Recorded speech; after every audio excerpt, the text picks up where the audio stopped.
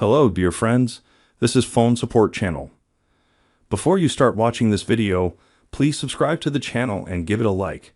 And also write your feedback in the comments if this video helps you, or if you have any questions. Thank you.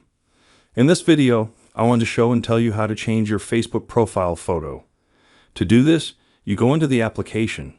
Next, you open the menu and click on the settings icon. You open settings, then you open the account center. Then click on your profiles. You select the profile you want, and here you open profile picture. You click here, and now you can choose any picture that you can assign to your profile.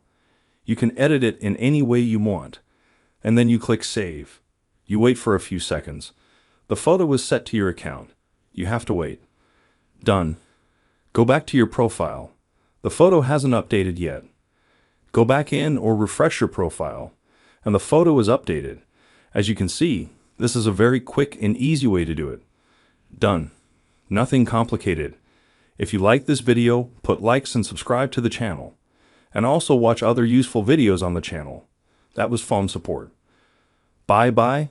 See you later.